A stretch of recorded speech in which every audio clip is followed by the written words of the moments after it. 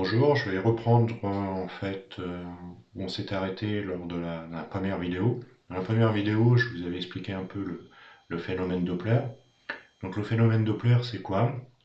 C'est une modification de l'onde reçue par rapport à l'onde émise. Typiquement, si je regarde ce graphe, vous êtes sur un déplacement qui correspond un peu à ce cas-là. C'est-à-dire que l'avion va se déplacer vers l'émetteur-récepteur.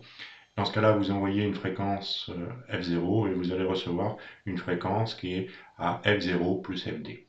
Voilà. Si évidemment l'avion s'éloignait, c'est-à-dire se déplacer dans le sens contraire, ben, vous allez recevoir une fréquence qui est inférieure à F0. L'écart entre F0 et la fréquence reçue, c'est ce qu'on appelle la fréquence Doppler. Si je suis capable de mesurer la fréquence Doppler, ben, je peux montrer que cette fréquence Doppler est directement proportionnelle à la vitesse radiale de la cible. Bien évidemment, ce facteur de proportionnalité est donné par rapport à la longueur d'onde, c'est-à-dire est aussi donné par rapport à la fréquence. Plus vous allez travailler avec des fréquences élevées, plus vous allez avoir des fréquences Doppler élevées pour la même vitesse de déplacement. C'est ce qu'on avait vu sur cette première vidéo. Dans cette seconde vidéo, je vais chercher à illustrer tout ce qu'on a sur cette ligne horizontale, là, ce qui est représenté actuellement en bleu. On va vous présenter un schéma radar Doppler. On va vous donner les datasheets d'un certain nombre de composants. On va vous demander d'étudier le rôle de chaque composant et on va enfin vous demander de déterminer la dynamique, c'est-à-dire notamment l'écart entre la sensibilité du récepteur obtenue avec les composants qu'on va vous fournir et par rapport à la puissance max que je peux observer. Donc là, on est vraiment sur cette seconde vidéo, sur cette ligne horizontale qui est une étude système par rapport à un schéma existant. Le schéma existant, vous l'avez sous les yeux. Il est composé d'un système relativement compact, puisque vous allez avoir comme émetteur un VCO. Donc on cherchera comment fonctionne un VCO et quel est son rôle. Un VCO, c'est un générateur RF qu'on va contrôler par rapport à une tension. On vous l'a déjà présenté. Sa référence, vous l'avez sous les yeux, ZX95-2705+, c'est une référence mini-circuit. À ce VCO, on va associer un coupleur. Vous avez aussi les références de ce coupleur. Associé à un isolateur. Cet isolateur, on va considérer qu'il a des pertes d'insertion de 1 dB. Ça va être la voie d'émission qu'on va retrouver sur cette ligne-là. Sur cette voie d'émission, on va avoir une antenne. Cette antenne va avoir un gain qui va être de 5 dBi. On va chercher à détecter une cible. Cette cible va être caractérisée par sa surface équivalente radar. Vous savez maintenant qu'une surface équivalente radar s'exprime en dB mètre carré. Les valeurs que je vais avoir de cibles, chez des cibles qui sont assez classiques, la valeur de la surface équivalente radar de ces cibles varie entre moins 20 dB mètre carré et plus 10 dB mètre carré. À la fréquence qu'on va utiliser, la SER d'un humain est autour de 0 ou 1 dB mètre carré. La portée de notre système est entre 0 mètres et 100 mètres. L'onde reçue va être captée par une antenne qui va avoir le même gain que l'antenne d'émission. On va retrouver comme premier élément un ampli faible bruit, dont les références doivent vous rappeler un petit peu quelque chose. Ce signal qui va être amplifié va être comparé par un mélangeur. Vous avez les références du mélangeur. Et tout ça va nous donner naissance à une onde plutôt basse fréquence, qui est une onde IF, qui va être une nouvelle fois amplifiée avec un gain de 20 dB, qui va être filtré à 22 kHz. Alors 22 kHz, pour la petite histoire, c'est euh, la demi-fréquence de la carte d'acquisition audio de votre PC. Je vous rappelle que les PC trouveront souvent avec des fréquences d'échantillonnage qui sont de 44 kHz ou de 48 kHz. Donc vous voyez qu'il y a des grandes chances que ce signal que vous allez recevoir là, on peut le relier à une carte d'acquisition son d'un PC et on reste avec un signal basse fréquence. Ça veut dire quoi? Ça veut dire que toutes les fréquences Doppler que vous allez détecter doivent être en fait dans la bande DC 22 kHz. J'en ai pas parlé, mais vous savez que pour alimenter le port LO d'un mélangeur, il faut une puissance minimum. Et cette puissance minimum est assurée en fait par un second amplificateur qui est identique au précédent. Voilà à peu près le contexte. Donc vous voyez, c'est un contexte où là on a le prototype radar qui utilise en fait quelques composants connectorisés.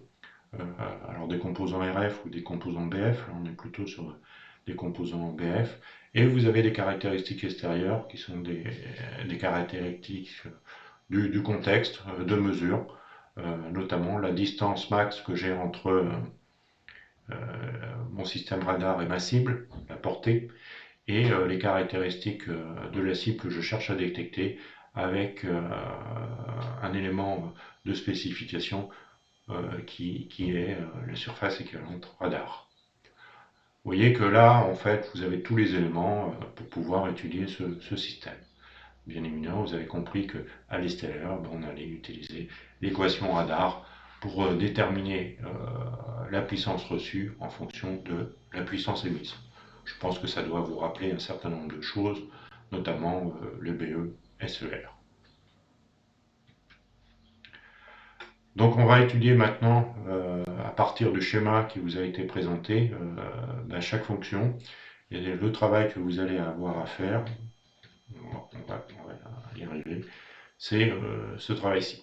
En fait, vous allez remplir ce tableau où je vais trouver la désignation. Donc typiquement là, j'ai pris l'exemple du premier composant. On aurait pu rajouter en fait ici une colonne avec une référence. Donc ça va être le VCO. La référence du composant, c'est mini-circuit. Et quelle est sa fonction? Ça va être de gérer un signal RF dont la fréquence est proportionnelle à la tension présente en entrée. Et ainsi de suite. Si je reprends le schéma suivant, vous allez avoir un coupleur. Donc essayez d'identifier la fonction du coupleur. Vous allez avoir ensuite un isolateur. Vous allez avoir en fait une antenne d'émission, une antenne de réception, un ampli à la réception, un mélangeur, un amplificateur sur la voie LO. Il n'a pas forcément le même rôle que cet amplificateur faible bruit d'entrée. Vous allez avoir un amplificateur IF, dont j'ai fixé le gain à 20 dB, et un filtre passe-bas de 20 kHz. Donc en fait, il faut essayer d'identifier la fonction et le rôle de chaque composant à travers le tableau que vous avez ici. Donc bien évidemment, là, c'est à vous de le remplir. Alors pour vous aider, bien évidemment, on va vous poser un certain nombre de questions et je vous ai fourni typiquement les datasheets que vous pouvez retrouver bien évidemment sur Internet. D'ailleurs, je vous encourage à aller chercher les références de ces composants. Là, j'ai tiré que des parties, hein. Il faut sûrement avoir plus d'informations. Vous avez un certain nombre de questions auxquelles il va falloir répondre. Typiquement, si je prends l'exemple du VCO, quelle est la tension d'alimentation et sa valeur max à pas dépasser pour ne pas mettre en danger le composant. Voilà, ça, je pense que vous savez le faire. Vous avez tous les éléments pour pouvoir le faire. Alors bien comprendre qu'ici, il y a deux sortes de tensions. Il y a une tension d'alimentation qui alimente le composant et il y a une tension de commande. C'est deux choses assez différentes. Alors là, ce qu'on appelle la tension de commande, c'est ce qu'on appelle le V-tune. Et en fait, là aussi, je vous demande des valeurs maximum. Vous allez avoir des graphiques. Essayez pour la fréquence de 2 Go4 de déterminer quelle est en fait la valeur de cette tension et à quelle est la puissance du signal RF qui correspond à cette tension. Vous voyez qu'à chaque fois que j'ai mis le petit post-it tout doux, c'est des questions auxquelles il faut être capable de répondre. Alors bien évidemment, vous n'avez pas de documents à nous rendre, mais ces questions, les réponses à ces questions, vous pourrez les trouver plus ou moins dans votre présentation. Ces questions sont avant tout pour vous amener à comprendre le fonctionnement du système. Vous allez avoir la même chose pour le coupleur.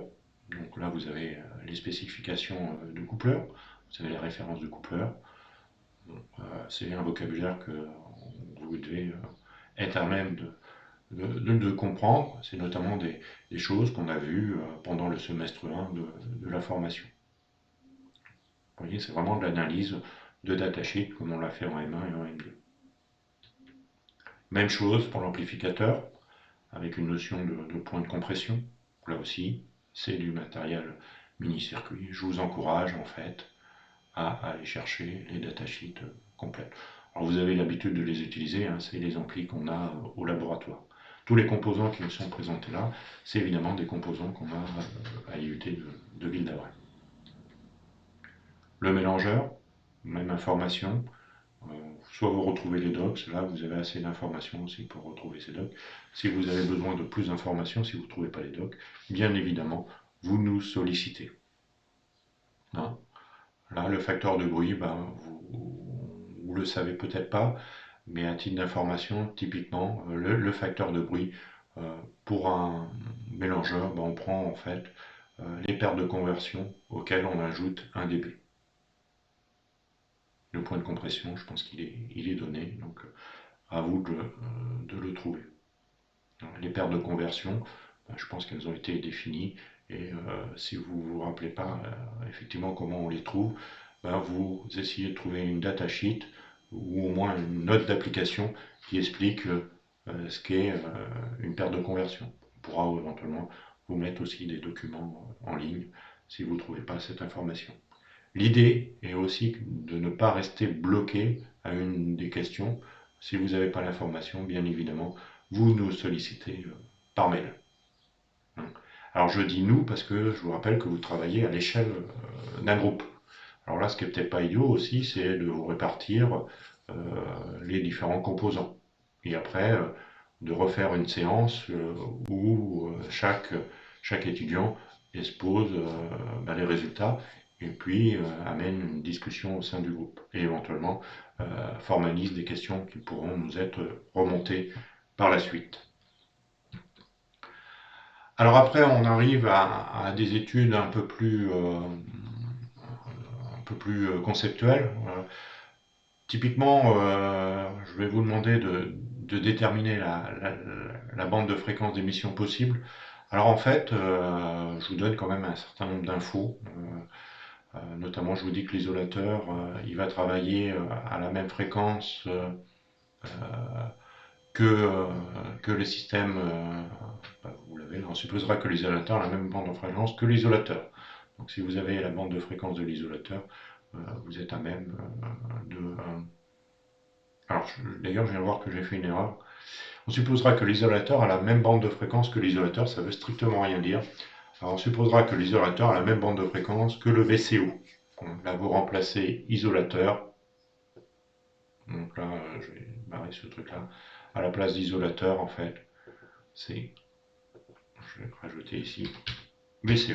Alors, vous voyez que j'aurais dû relire un peu plus là aussi mes transparents, donc c'est typiquement ce qu'il ne faut pas faire. Par la suite, vous allez tous choisir en fait une fréquence unitaire de 2400 MHz, de GK4. Ensuite, je vous demande en fait typiquement, alors là, pour répondre à la première question, la piste, c'est d'aller chercher les caractéristiques d'un guide qui est à la référence WR430. Vous allez voir qu'un guide, c'est défini par une fréquence min et une fréquence max. En gros, ça doit vous aider à trouver la bande de fréquence de votre système. En sachant que les antennes seront constituées à partir de guidons. Donc ça sera des antennes, alors là c'est des antennes boîte à thé, ça sera à peu près le même genre. Donc ça c'est des antennes qui sont quand même assez large bande, mais qui ont une fréquence min et une fréquence max. Et c'est notamment elle qui risque d'imposer la bande de fréquence de votre système radar. La deuxième question, a priori, vous avez toutes les informations pour y répondre. C'est des choses que vous avez fait en M2 ou en M1. Et puis après, ben, on attaque en fait l'analyse système. Donc là, je vous demande en fait de lire un peu la question et puis de vous rapprocher de ce que vous avez fait par rapport au BE SER. Hein, ça sera une bonne piste pour pouvoir répondre à ces différentes questions. Voilà. On va s'arrêter là sur cette deuxième vidéo. Ben, je vous remercie. Peut-être peut-être quand même changer de vidéo. Oui, il y avait encore une question. Donc désolé avant de mettre fin à cette deuxième vidéo. Ben, vous allez avoir en fait à calculer de la sensibilité. Hein, c'est exactement ce que vous avez fait sur le BESE. Donc normalement, vous avez toutes les informations pour pouvoir faire les calculs. Si vous ressentez une difficulté ou un manque, bah, même information, le groupe, et je dis bien le groupe, je dis pas l'étudiant, je dis le groupe, parce que bien évidemment vous interagissez entre vous pour voir si un des étudiants du groupe a la réponse avant de nous poser la question. Donc là, c'est le groupe qui nous pose la question et vous avez bien compris que ça sent là aussi d'avoir un contact par groupe. Voilà, le dernier calcul que vous avez à faire, ben, c'est en fait la sensibilité du récepteur afin de déterminer la dynamique. Donc là, vous avez le dernier point. Donc ce transpirant va conclure en fait euh, le dernier point de cette vidéo. Donc dernière info, donc là vous voyez que vous avez quand même pas mal de travail à faire, du travail que pouvez découper par étudiant. Euh, Si vous avez des questions, ne restez pas bloqués, revenez vers nous.